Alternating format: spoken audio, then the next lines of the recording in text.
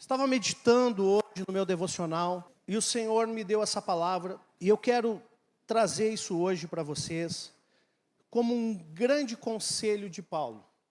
Nós vamos ler uma palavra em Coríntios e eu quero falar um pouco antes, contextualizar aqui. A cidade de Corinto, ela era uma cidade localizada na Grécia. Também essa cidade era um importante centro comercial do mundo antigo, devido à sua posição estratégica como ponto de passagem entre o Mar Egeu e o Mar Jônico.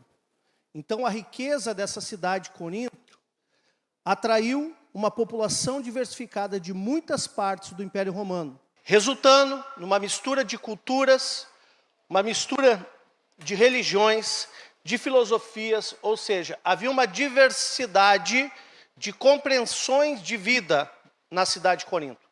Então, isso trouxe ali uma igreja que também tinha diferentes pessoas de nível social, de nível cultural, de nível espiritual. Então, a partir disso, Paulo escreveu essa carta por volta de 55 depois de Cristo. E essa igreja de Corinto estava enfrentando uma série de dificuldades e problemas internos por causa dessa diversidade dentro da igreja, né? E um dos principais problemas enfrentados pela igreja era divisão. Alguns membros da igreja estavam se dividindo em facções baseadas em lealdades a diferentes líderes cristãos da época. Um deles era o próprio Paulo, outro era o próprio Apolo, outro era o próprio Pedro, né, Cefas. Então, alguns, eu sou leal a Pedro, eu sou leal a Apolo, eu sou leal a Paulo. E aí, dentro dessa diversidade que havia dentro da igreja, havia muitas divisões. Também tinha outros problemas enfrentados nessa igreja, questões de moralidade sexual, disputas e litígio entre membros, questões sobre casamento, né? Como usar os dons espirituais, a prática da ceia do Senhor. Havia compreensões diferentes sobre todas essas questões, também doutrinárias e teológicas.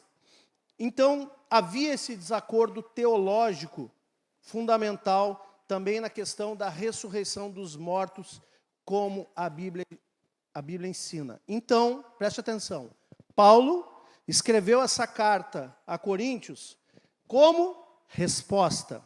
Resposta ao quê? A um relatório que ele havia recebido sobre a igreja, e a uma carta que a igreja havia escrito para ele, pedindo aconselhamento. Então, Paulo escreve Coríntios, ou para a cidade de Corinto, uma carta aconselhando como resposta de uma carta de socorro que essa igreja escreveu para Paulo. Essa primeira carta de Coríntios é uma tentativa de Paulo de corrigir os problemas na igreja e fornecer orientações e ensinos sobre questões de vida cristã e doutrina. Então, eu quero dizer para vocês que desde aquela época do mundo antigo, nós já tínhamos problema na igreja do Senhor. Nem tudo foi flores. Nem tudo era perfeito.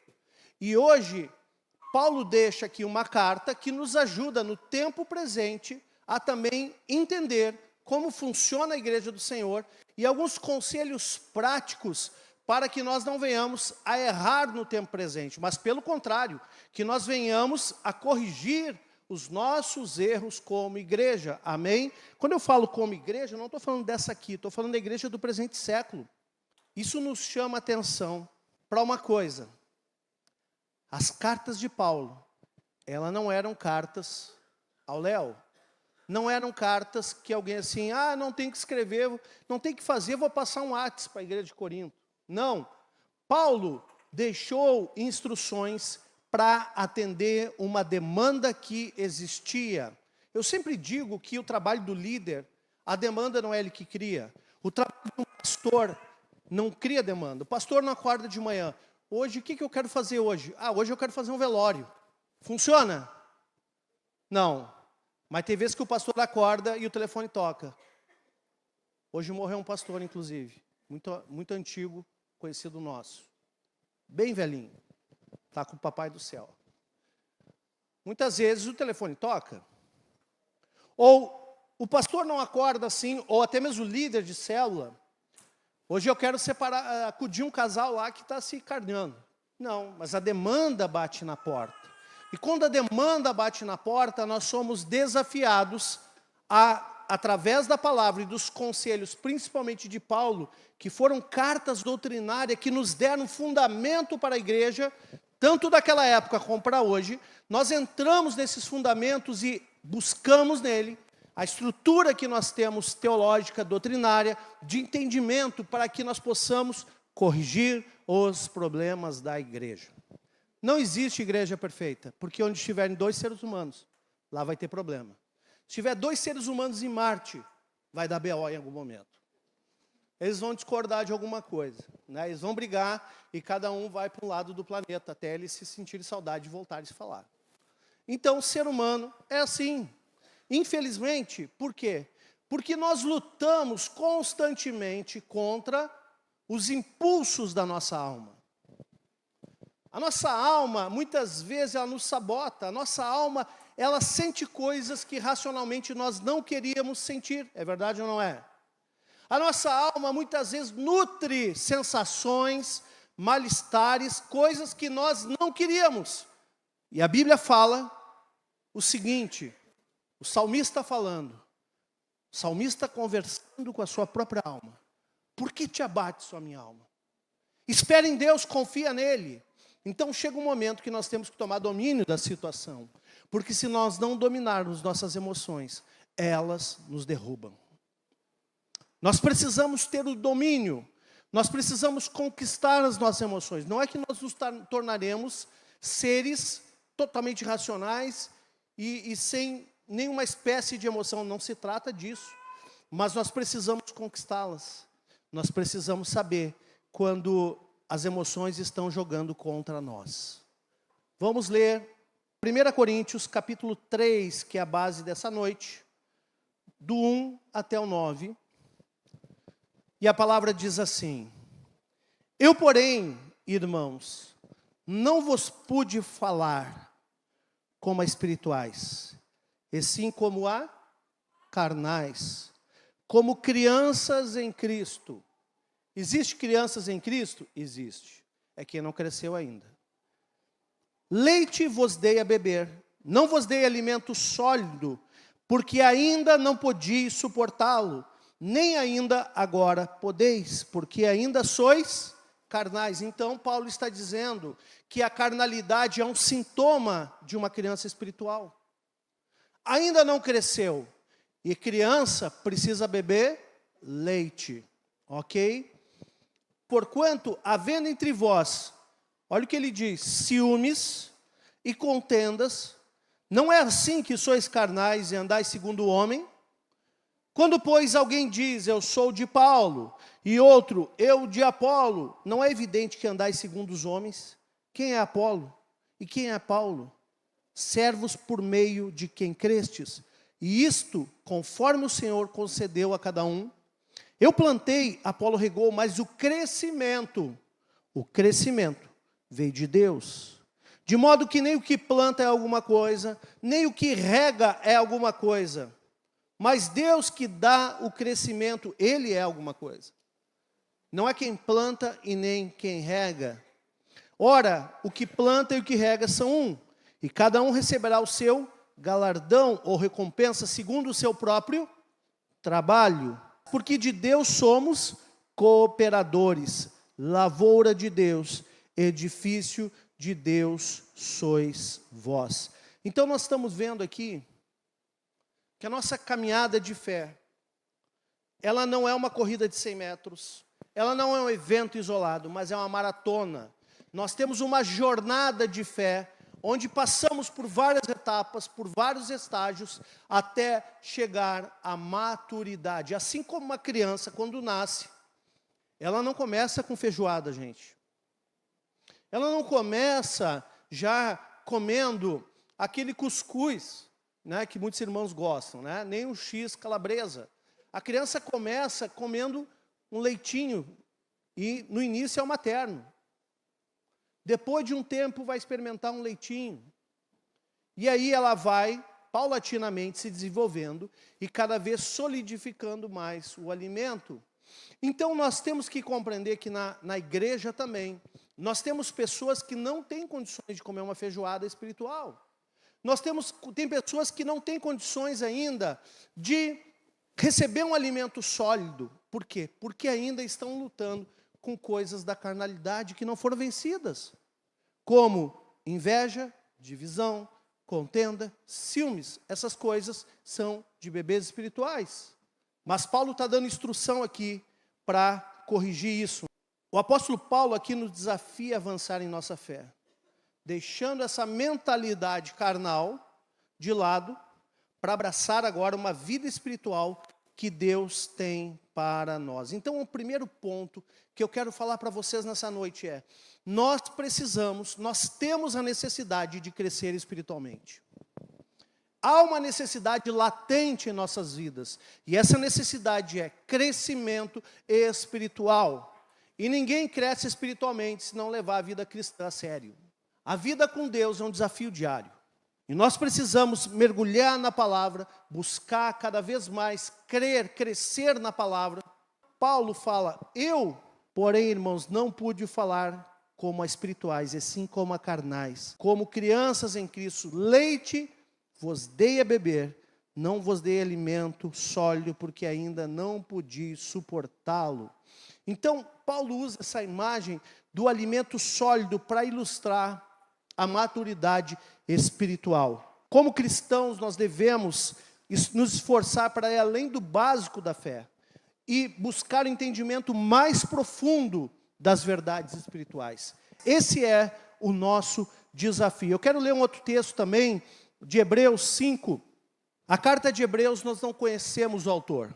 Alguns teólogos que atribuem a Paulo, mas na verdade ainda é consenso teológico que é autor desconhecido, a carta de Hebreus, porque embora tenha uma linguagem similar à linguagem de Paulo, não se tem certeza.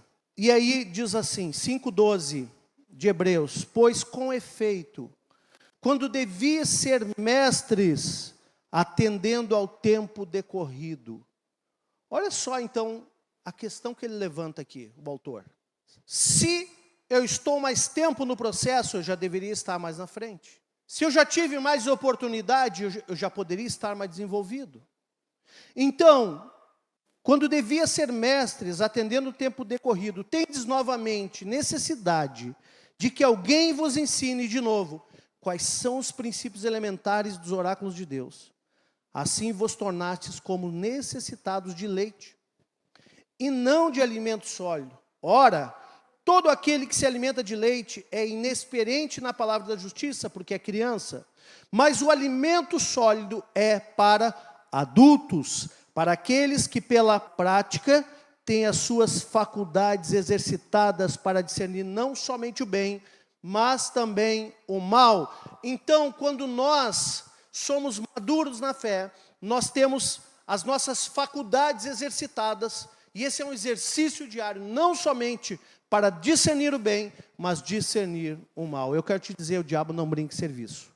Ele quer te derrubar, ele quer te confundir, ele quer dividir, ele quer separar, ele quer causar confusão, ele quer roubar, matar, destruir. O diabo, ele está sempre ao derredor do homem, tentando brechas em nossas vidas para nos tragar.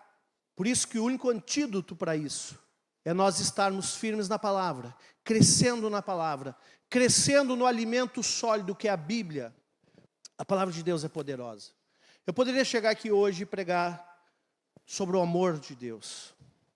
E seria uma mensagem poderosa. Mas se eu ficar toda semana só falando do amor de Deus, e não falar da responsabilidade do homem, não haverá crescimento na igreja.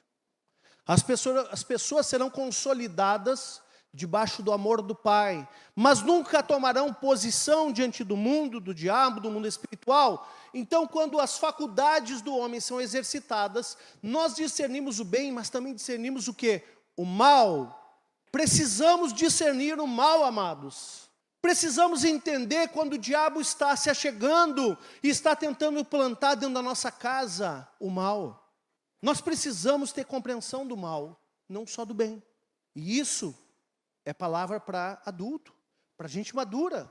que sabe que o inimigo está constantemente tentando implantar o mal. Se falar só do céu, eu vou pensar só no bem. Mas tem o inferno também que a Bíblia fala.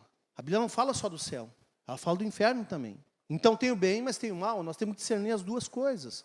Aí está a maturidade, e isso é uma faculdade exercitada do homem constantemente. Agora, essa mentalidade carnal de alguns, da igreja do presente século, ela traz consequências. Toda semente de carnalidade traz consequências na vida do homem. E ele fala no versículo 3 de 1 Coríntios, que é o texto base, nem ainda agora podeis, porque ainda sois carnais, porquanto, havendo entre vós ciúmes, contendas, não é assim que sois carnais e andais segundo o homem? Se nós formos para Gálatas, capítulo 5, versículo 19, ele diz assim, ora, as obras da carne. Quando fala de carnalidade, de um bebê espiritual que ainda é carnal, nós estamos falando de uma pessoa que, embora já tenha recebido Jesus, porque estamos falando de cristãos aqui, ela ainda transita no território do inimigo, gerando, manifestando obras da carne. Segundo Gálatas 5,19, diz assim, ora, as obras da carne são conhecidas e são prostituição, impureza, lascívia, idolatria, feitiçaria, inimizade, porfia, ciúmes, iras, discórdias, dissensões, facções, invejas, bebedices, glutonarias e coisas semelhantes a esta, a respeito das quais eu vos declaro, como já outrora vos preveni, que não herdarão o reino de Deus que tais coisas praticam. Uau! Então, pessoas que praticam isso não vão herdar o reino de Deus? É isso aí que o senhor está dizendo, pastor? Não, a Bíblia está dizendo. Eu não digo nada. Quem diz é a palavra. Quem pratica essas obras não herdará o reino de Deus. Amém, igreja? Agora, muitas vezes nós pensamos que carnalidade está associado somente à imoralidade. Ah, pastor, mas eu não adulterei, eu não sou promíscuo, eu não sou impuro. Ok, beleza. Mas quem sabe você arde em ciúmes. O ciúmes, ele é imoral? Talvez não saberia dizer, sinceramente. Mas é obra da carne. Inveja é imoral? Talvez não. Mas é obra da carne. Porfia, divisão, é imoral? Talvez não. Não sei. Mas é obra da carne. E muitas vezes nós pensamos que o pecado que nos tira do reino é somente o pecado. A pessoa adulterou, a pessoa ela apostatou da fé, ela fez algo lá que matou outra pessoa, né? Mas Paulo está deixando aqui para os Gálatas o seguinte: não herdarão o reino de Deus quem pratica obras da carne, independente se é moral ou imoral. Talvez você esteja pensando, pastor, que dura essa palavra. É verdade, eu sei que é. Mas é uma palavra de cura para a igreja. Paulo deixa uma instrução para ajustar a igreja do Senhor. E quando eu trago essa palavra, eu não estou emitindo nenhum juízo sobre ninguém, mas eu estou apresentando o juízo que a própria palavra estabelece. Quando trago essa palavra, a minha intenção com ela é te desafiar a romper com a meninice. Amém? É te desafiar a romper com a carnalidade. É te desafiar a romper com a criancice espiritual. Essa mentalidade carnal sempre vai levar à divisão, sempre vai levar ao conflito. Tem pessoas que estão sempre conflitadas, não conseguem estabilizar. E nós, como cristãos, nós somos chamados a viver pelo Espírito e não pela carne, cultivando frutos do Espírito, ou fruto do Espírito, que são em 9, tem 9 pontos, né, 9 gomos desse fruto do Espírito. Nós somos chamados a viver pelo Espírito e não permitir que essas obras da carne nos dominem. Nós temos que crescer nisso. Agora, qual é o nosso papel como servo de Deus? Nós somos servos, amém?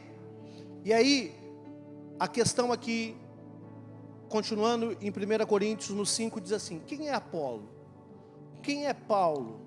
Servos por meio de quem crestes, e isto conforme o Senhor concedeu a cada um. Eu plantei, Apolo regou, mas o crescimento veio de Deus. Eu quero ler ainda Efésios 4:11, abre aí, que nós falamos dos 5 ministérios de Cristo. Mas olha o que ele diz quando Paulo ensina a igreja de Éfeso. Ele diz o seguinte: e ele mesmo concedeu uns para apóstolos, outros para profetas, outros para evangelistas e outros para pastores e mestres, com vistas ao aperfeiçoamento dos santos, para desempenho do seu serviço, para a edificação do corpo de Cristo. Eu sei que nós temos vinculação com líderes. Isso é excelente, é maravilhoso. Talvez em outro tempo eu possa falar sobre a importância desse vínculo de amor e ter uma liderança que nos desate. Sim, eu acho importantíssimo isso. Agora, nós somos de Jesus. Ele é o grande discipulador. Nós somos de Cristo. Ele é o discipulador supremo. Ele é aquele que é a palavra, e só podemos ser discipulados através da palavra. Deus levantou líderes nessa terra, mas nós sabemos que Ele levantou homens com ministério pastoral, com ministério de mestre, apostólico, profético, ministério evangelístico, tudo isso para quê? Para aperfeiçoamento dos santos. Não é para se tornarem donos dos santos, é para aperfeiçoamento. Eu sou pastor de todos vocês, a não ser que você não seja desse rebanho, mas eu não sou dono de ninguém. A única pessoa que eu sou dono de fato é minha esposa. Sabe por quê? A Bíblia diz que ela é meu corpo agora e eu sou o corpo dela, e ela é minha dona. O corpo dela pertence ao marido, é o que a Bíblia diz, e o corpo do marido pertence à esposa. Então, se eu tenho alguma propriedade nessa terra, é a propriedade do meu casamento, que nós somos um do outro e somos um. Amém? Nem dos nossos filhos nós somos donos. Nós criamos e abençoamos e consagramos ao Senhor. Então nós não somos donos de discípulos, mas Deus, Ele é aquele que enviou o seu Filho. E esse Filho levantou uns para apóstolos, outros para profetas, outros para evangelistas, outros para mestres e outros para pastores. Para quê? Para aperfeiçoamento dos santos. Não para se tornar dono de ninguém, mas para aperfeiçoar os santos. Aperfeiçoar no serviço. Amém? Para que o corpo de Cristo seja edificado, não o nosso corpo. Nós, como líderes, somos servos de Deus. Nós estamos servindo o corpo de Cristo, somos usados por Ele para ajudar os crentes, os irmãos na fé, as ovelhas do rebanho, a crescerem. Então, a importância não está naquele que planta ou rega, mas em Deus que dá o crescimento. Sabe por quê? Porque eu posso pregar para uma pessoa, posso pregar para ele, mas se Deus não der o crescimento na vida dele, não cresce nunca. E quando a gente fala esse texto, muitos pensam assim: Deus dá o crescimento da igreja. Não, aqui não está falando disso, está falando do crescimento da pessoa. É Deus quem dá o crescimento, mas Deus dá esse crescimento também diante da busca dessa pessoa, do entendimento dela de querer crescer, porque Deus não vai dar crescimento para quem não quer crescer. Amém? Eu sei que também Deus dá o crescimento do rebanho, Deus dá o crescimento do corpo de Cristo, mas mais importante que nós crescermos em número, é nós crescermos espiritualmente diante dEle. Então Deus é que dá o crescimento para você crescer espiritualmente. Não é Paulo, não é Apolo, não é Alexandre, não é Mônica, não é ninguém. É Deus que dá o crescimento. E nós servimos para a edificação do corpo. Nós auxiliamos Deus nessa tarefa. Então ele fala, de modo que nem o que planta é alguma coisa, nem o que rega, mas Deus é que dá o crescimento. Vamos para João 15:4, a palavra diz o seguinte: permanecei em mim, aqui Jesus falando, permanecei em mim e eu permanecerei em vós. Como não pode o ramo produzir fruto de si mesmo? O ramo não produz fruto de si mesmo. Como não pode o ramo produzir fruto de si mesmo, se não permanecer na videira, assim nem vós o podeis dar, se não permanecerdes em mim. Eu sou a videira, vós os ramos. Quem permanece em mim e eu nele, esse dá muito fruto, porque sem mim nada podeis fazer. Deixa eu te dizer, eu já preguei sobre esse texto, eu acho maravilhoso, um dos principais textos bíblicos, que todo crente devia entender. Sem mim, nada podeis fazer. Sabe que quando a gente é criança, a gente acha que a gente sabe muita coisa. Mas quando a gente amadurece, a gente chega à conclusão que sem Ele, que na verdade tudo que a gente produz como homem nessa terra, é madeira, feno e palha. Que quando passar pelo fogo vai ser tudo consumido. Agora, quando a gente amadurece, a gente pensa assim, meu Deus, se não for o Senhor. Por isso, amados, e deixa eu te dizer, você não pode produzir fruto por você mesmo. Nem eu, nem ninguém. Mas se nós permanecermos no Senhor, e as palavras dele em nós, os frutos virão, aparecerão. Por quê? Porque Ele está em nós. E sem Ele, nada nós podemos fazer. O crescimento espiritual vem do Senhor. Como cristãos, nós temos que permanecer em Cristo. Permanecer em Cristo. Ele é a videira. Sem Ele, nada nós podemos fazer. Ainda nesse texto, Ele nos elege como cooperadores dessa obra. No versículo 8 de 1 Coríntios 3 fala assim: ora, o que planta e o que rega são um, e cada um receberá o seu galardão, segundo o seu próprio trabalho, porque de Deus somos cooperadores, lavoura de Deus, edifício de Deus sois vós. Nós vemos que a nossa chamada é para colaborar, cooperar com Deus. Se há alguma busca da parte do Senhor, não são dos mais capacitados, são aqueles que têm o coração disponível para colaborar com o reino. Deus não está preocupado com as tuas habilidades, porque as habilidades vêm dele, e Ele habilita quem Ele quiser. Agora, o que Deus pede é o coração, um coração disposto, entregue, e é isso que vai fazer a diferença.